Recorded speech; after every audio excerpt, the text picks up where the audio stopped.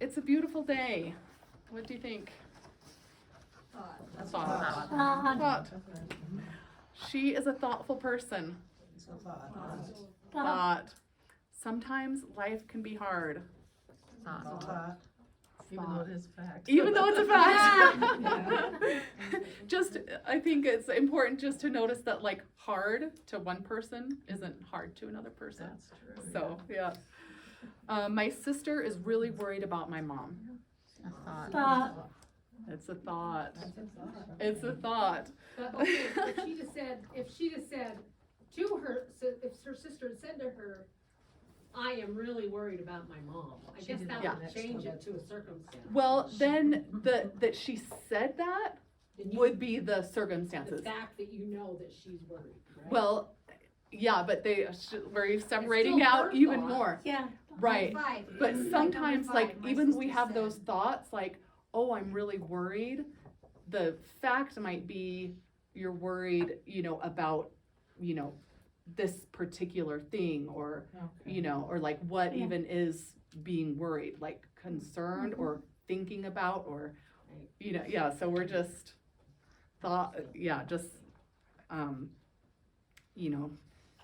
separating it right now, like completely. Yeah. So, like the next one, my sister said, I'm worried about my mom. Circumstance. My mom and I just don't get along. It's a thought. That might look very different from one family to the next, what getting along looks But like. isn't that her circumstance? That one confused me a lot. Yeah. Yeah, so, but it could feel like a fact when it's not. We don't get along. Like, what Maybe does what does get along mean? Like, you fight, or you just don't see things the same way? So, like, get along is And it could be Yeah. difference Mom could between say one that day she to the gets next. Yeah, Yeah. true. right. The mom might think we've got a great relationship. Yeah, you see that. I know that. That's so true. My daughter currently has a D in math. Circumstance. Yeah. My daughter is struggling in school. Thought. That was hard because, Same reason. Yeah. Yeah. That is a hard one, but struggling. Like, so, Yeah. yeah. This is We need more copies. Oh, thank you. Thanks, I Janae. did 25, just so you know. I know, that's crazy. We're glad everyone's here, but we're surprised. Okay. 9, I might lose my job. Thought. I have a job. Circumstance. Okay. Awesome. She is my friend. Thought. Thought. This is just a note here. It says, how do we know she's your friend? Is there a blood test we can give her?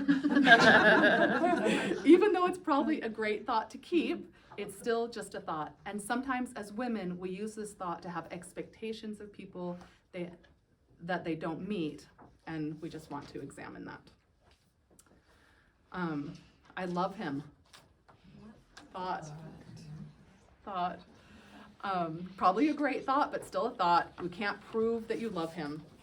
And there are probably moments when you're annoyed and maybe you're feeling something other than love. You may be So, talking about Christ and not somebody else. Yeah. So, Yeah. it could be both. Yeah. Okay. I'm gonna get some. See if we can get another copy for you guys. But for now, we're gonna go on to the next part. Did she kind of give you the rough? Yeah. Okay, the rough catch up, okay. Oh, glad you guys.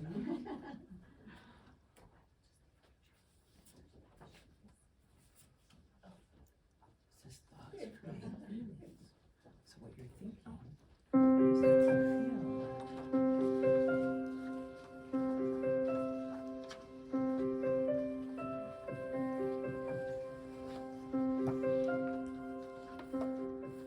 Okay, how did it go? I hope you're a little bit better at understanding the difference between circumstances and thoughts.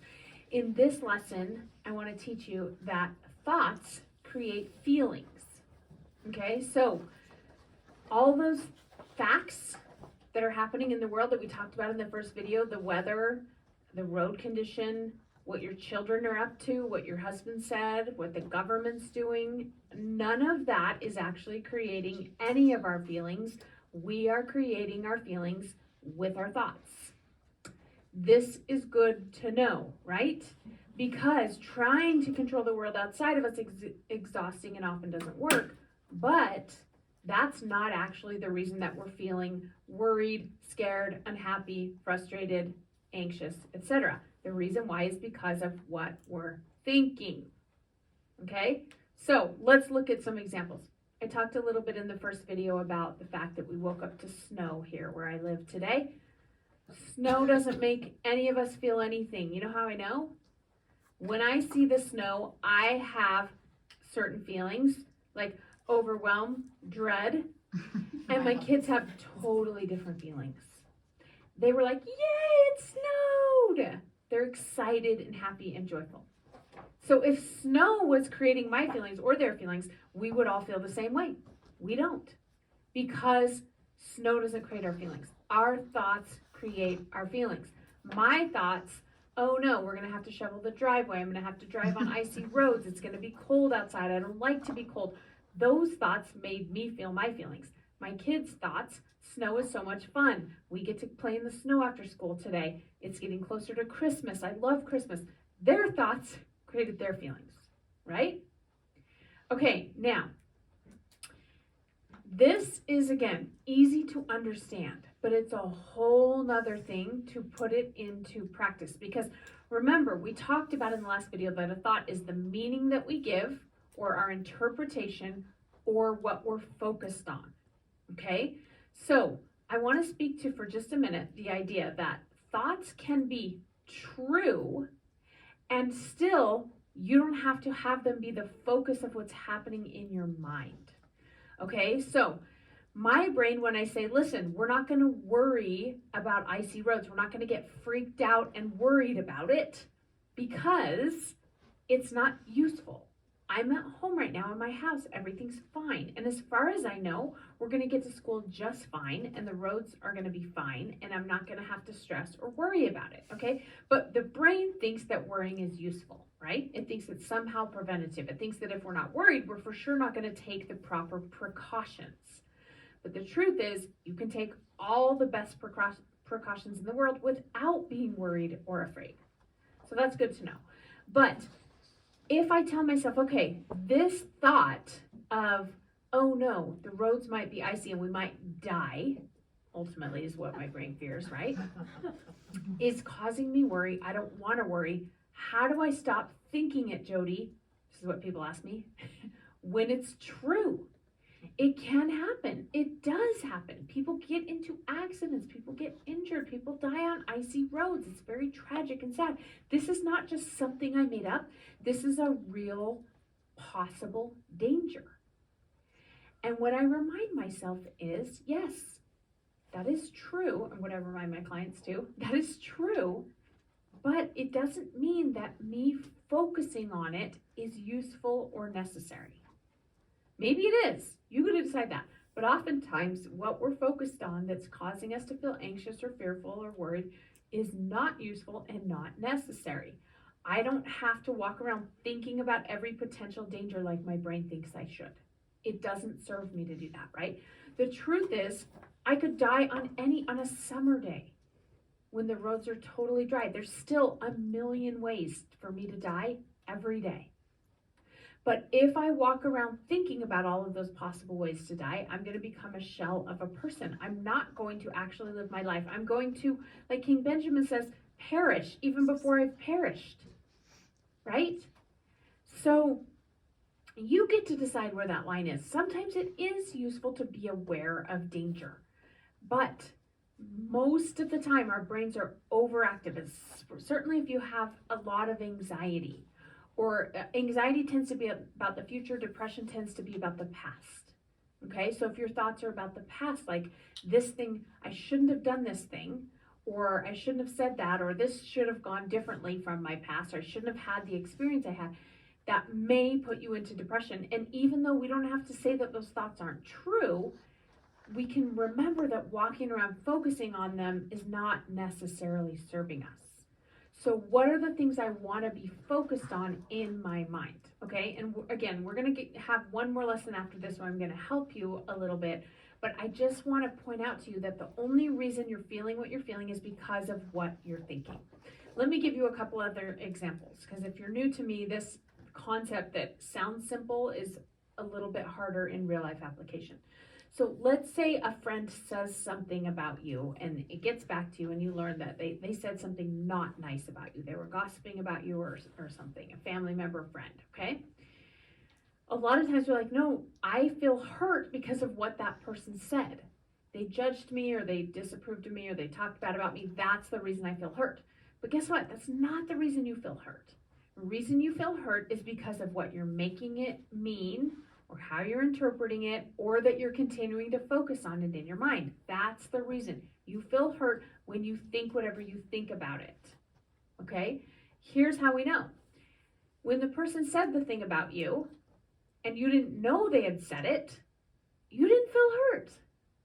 But it had still happened, right? There was a moment between when they said it and when it got back to you and you learned about it.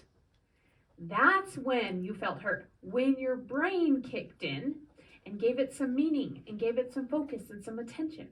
That's when you started to hurt you with your thoughts. And again, it's totally fine that we all do this at times, right? I'm not trying to turn you into a robot that's like never feeling negative emotion. I just want you to know, oh, whatever I'm making their comment mean is sure painful to me. Not what they said really hurts. Okay? This is, again, how you become empowered, because you understand that what I'm making that mean. Am I making it mean that I'm not as good of a person? If I was a better person, they wouldn't have that judgment. Am I making it mean something negative about them? Because even our thoughts where we judge ourselves feel terrible. Thoughts where we judge other people feel terrible. Okay, so there's some kind of thinking or story or meaning making happening in my mind. That's the reason I feel hurt, not because of what the person said.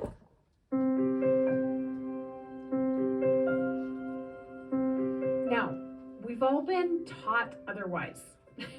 We were raised and told, listen, be nice to grandma. You don't want to hurt grandma's feelings. As though what you say and do is going to create grandma's feelings. What you say and do is going to be grandma's circumstance. She's going to have thoughts, and that will determine whether or not her feelings are hurt. So what we're trying to do is retrain your brain not to be perfect at feeling good, but to take ownership of your feelings, to recognize that you're the creator of your feelings with your thoughts, okay? And so the wording I try to use, and I'm not perfect at it either, but I try to with my kids say, be nice to grandma because you're such a nice person and it feels so good to be nice to people. But I try to take off the part where I'm giving my child ownership of grandma's emotions, because I don't know, grandma might still be unhappy or grandma might be happy and laugh it off even if my child says something that I determine to be rude, right? So I say, be nice because it feels so good to be nice, and you are nice. At your core, we all are like Christ, right?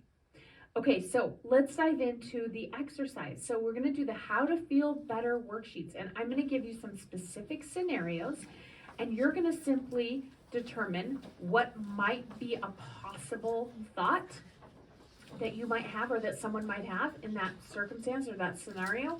And if we have that thought, what might be the feeling? I'm not looking for the right thoughts. I want you to choose like what seem like realistic, valid thoughts, especially at least on one of them for each scenario. Pick the one that just happens on default without us paying attention. Okay? And you can go through again together and go through the answers, and then I'll see you in the final video. We're going to bring it all home. I'll see you there.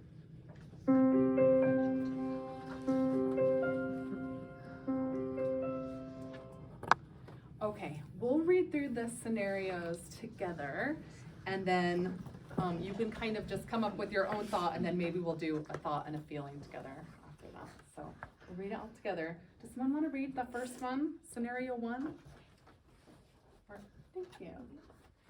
You are driving on the freeway when you hit traffic and suddenly you are creeping along at an average speed of 15 miles per hour.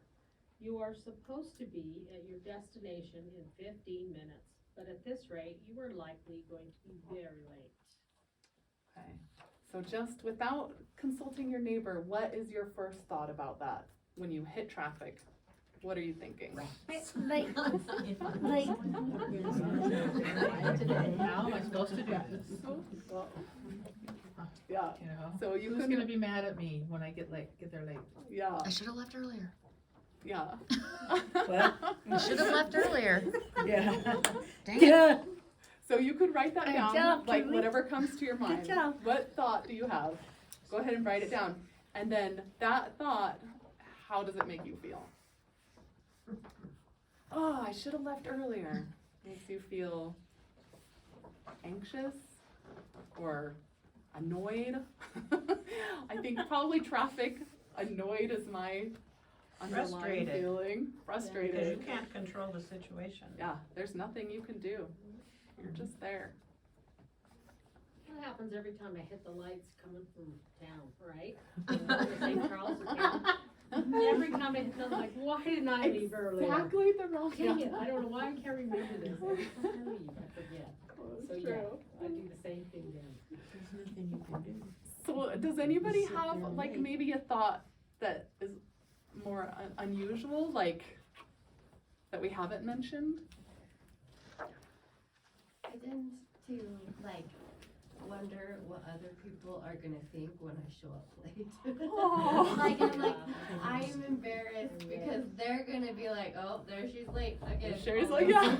Damn. Oh my gosh, isn't that funny? We're like worried like so far down the line. Yeah. When really it doesn't affect me if somebody else thinks that I'm always Right, late. right. Like, do you care what they think? Like, it's probably not someone who you're super worried about. Hi, sisters, welcome. You can also think about what other people are thinking in the other cars. Yeah. Like this poor lady who's fighting with her children, just sit down, keep your seatbelts on, the whole works, you know. Right. Yeah, so And our be minds glad are that really. you aren't that mother. Right, that's true. I sometimes, well, I drive to California kind of often, and on that stretch of I-15 between Las Vegas and LA, Mhm. there, it's just nothing Nothing. there. And it's 2 lanes, and if you are in traffic, you're just there for the long haul. Mhm. And I got stopped on my way home last time.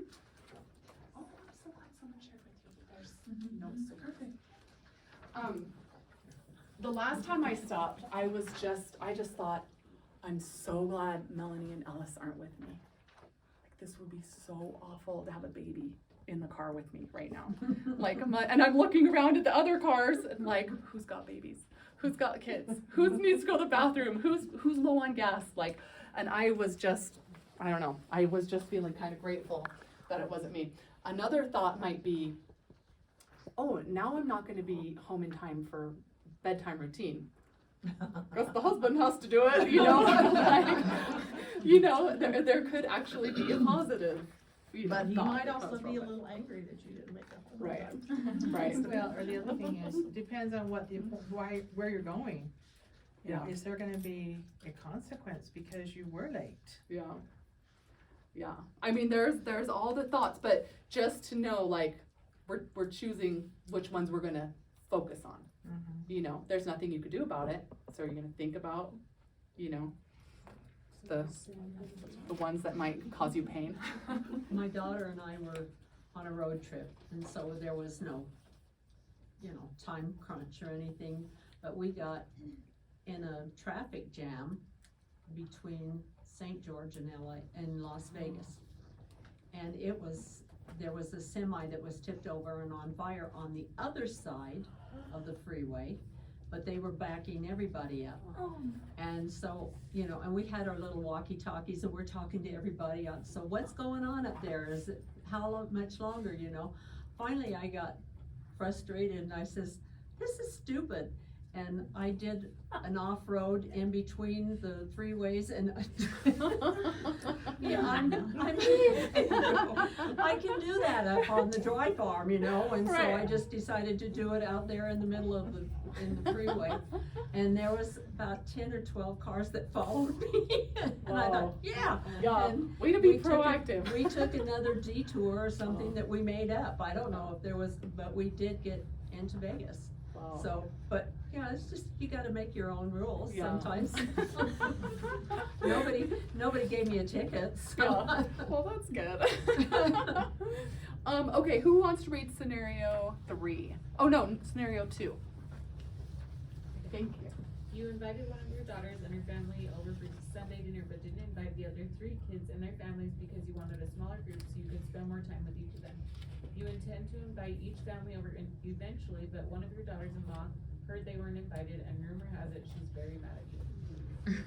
Oh, Been there, daughter-in-law's done so that. mad. I would say if you're going to do something like that where you want to have, then you let the others know that this is, you know, they have a turn coming before you start the thing. Yes. Cause I like to have my grandkids come, when they get to a certain age, come one at a time for 2 or 3 days, and then I can spend individual time with them. And so I've made sure that, you know, Yeah. the others know that they're going to have a turn. Yeah, and yes, ideally you would do something like, you know, think ahead a little bit, like, oh, if somebody hears about it. But if you find yourself in that circumstance where all good intentions, but someone's had their feelings hurt, you know, how, like, what's your gut response? How are you? What are you thinking about it? And then how are you feeling? So I'm gonna be worried that they're upset Yeah, about that, and I'm gonna feel guilty, yeah, cause I didn't do what she Yeah. says and plan ahead, and, yeah. yeah. I'm just gonna And tell it feels myself outright. terrible. It does feel You're just gonna terrible. sit there and feel terrible. Yep. But, yes? Well, obviously I don't have a daughter old enough to do this with, but I feel like at first, like thinking about that, it's a good feeling of like, oh, this is gonna be great. Like I'm gonna get to spend such good time. And then once you find out that like other people are not happy with that, I feel like it's such a degrading. Like it's almost worse Yeah. because you're so Could excited. make about everybody, it. yeah. Yeah. Everybody's gonna feel bad Yeah. now. Yeah, and I think that's kind of the point of like, what are we gonna concentrate on? And where are we gonna let our minds go? You know, like, are you just gonna fret about the daughters that have their feelings hurt until you can explain it to them, you know? And so we can just kind of direct our thoughts to like, darn it, I should have done that better. I should have prepared earlier, whatever, And you- but.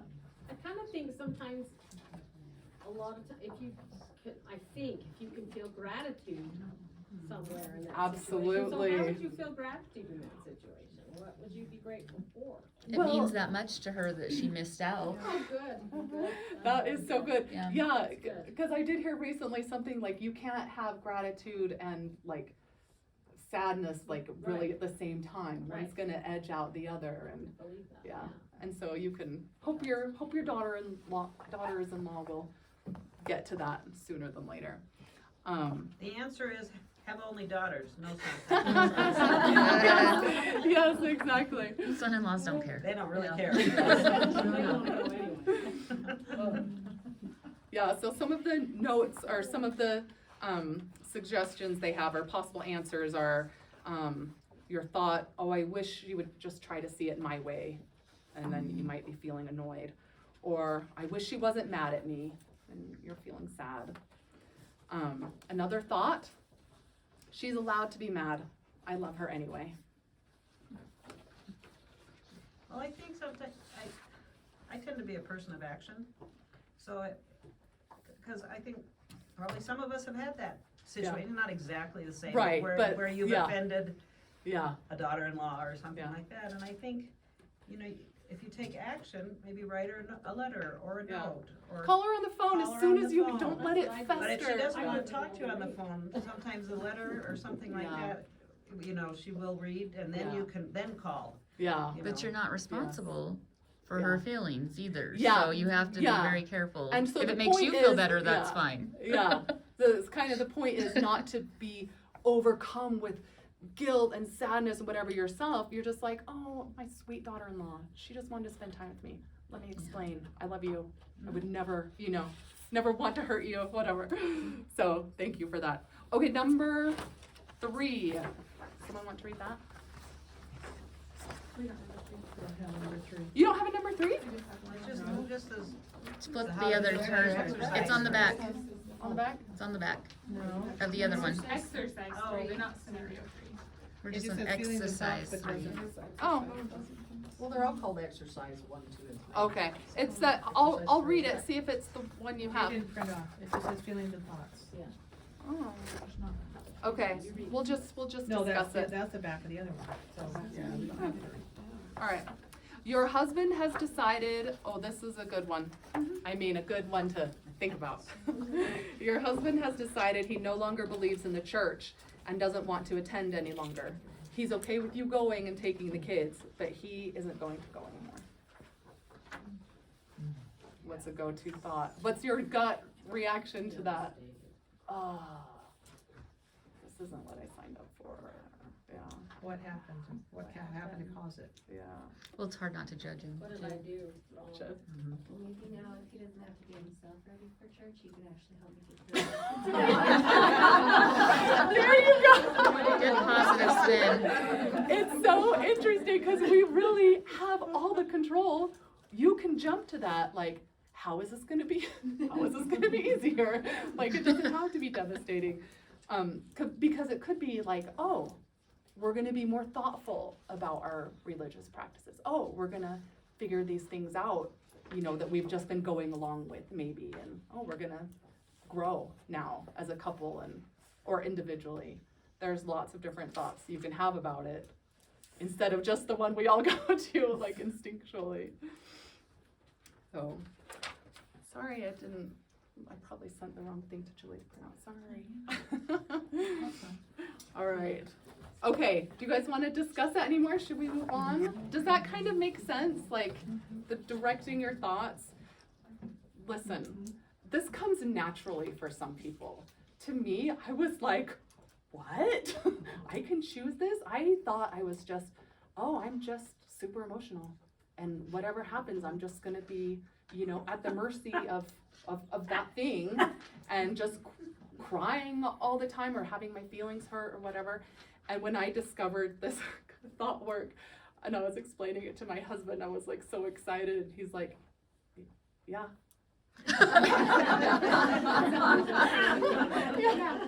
So probably some of you were like, okay, Liz, whatever. But to me, I was like, whoa, mind blown.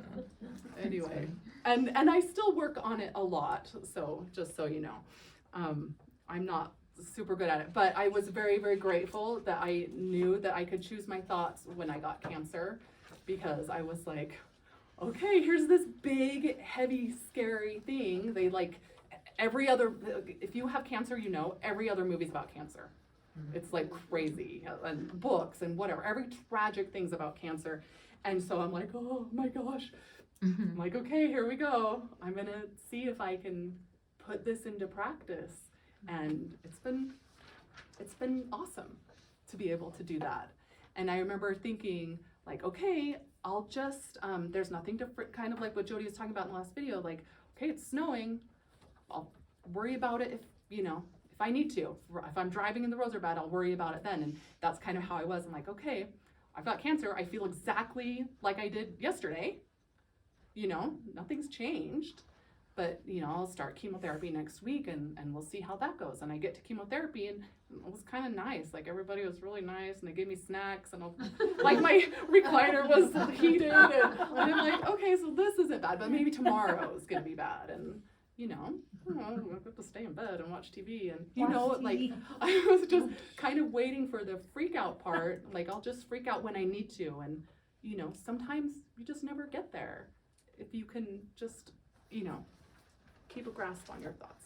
Anyway, we'll go on to the next one if we're all ready.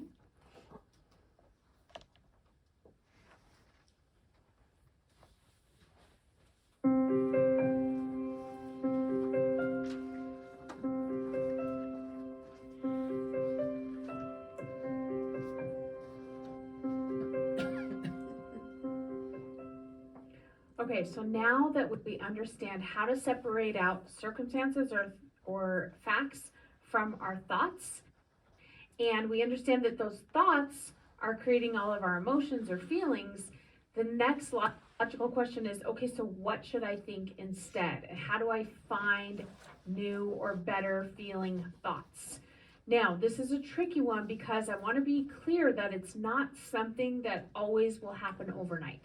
Sometimes you have to sit with your current thoughts and your current story and just notice that they are just thoughts before your brain will loosen its grip on them. But others, you'll be able to right away when you identify, oh, that's just a thought, it's not even a fact, you'll be able to sort of loosen the hold that it has on you. So that's the power of doing that work. So here's what I want to tell you about finding better feeling thoughts. I love to be on the lookout all the time for better feeling thoughts. I'm constantly looking for ways to think about situations and scenarios that come up in the world that my brain wants to think about in ways that make me feel terrible and limit me. And I want to find new, believable ways to think about them. This is one of the huge benefits of being a member of the Church of Jesus Christ of Latter-day Saints, is the scriptures are filled with really useful, peaceful thoughts to think. We go to church each week and we listen to conference and we get all kinds of publications the church puts out where we have the opportunity to choose to think about things in a way that creates more peace, more love, more compassion, makes us more of who we want to be, which will always feel better. Okay? So be on the lookout for new thoughts. A lot of times, friends and family members are going to offer you thoughts, right? This is why when you're worried about something, someone who loves you tries to tell you why they don't think you need to be worried. They're offering you new thoughts to think. Okay? And when you recognize the way I'm thinking about it is just a thought, it's just a bunch of stories or sentences, what they're telling me are also just sentences, but I can choose to believe and focus on and think anything I want to think. I have agency.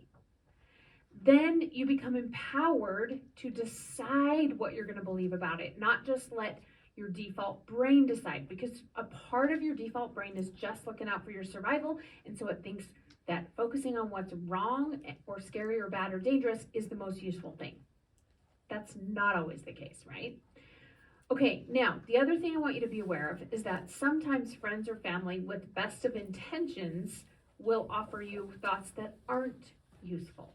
Okay, so don't think you have to just believe what people tell you. People say to each other all the time, aren't you worried about this?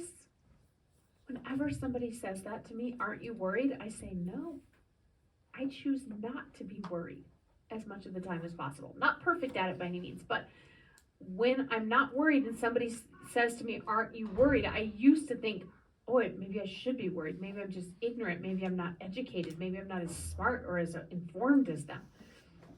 And then what I realized over time is, no, I just am not thinking about things in the way that they may be. And I don't want to think about things in that way. There's no upside in most cases to worrying.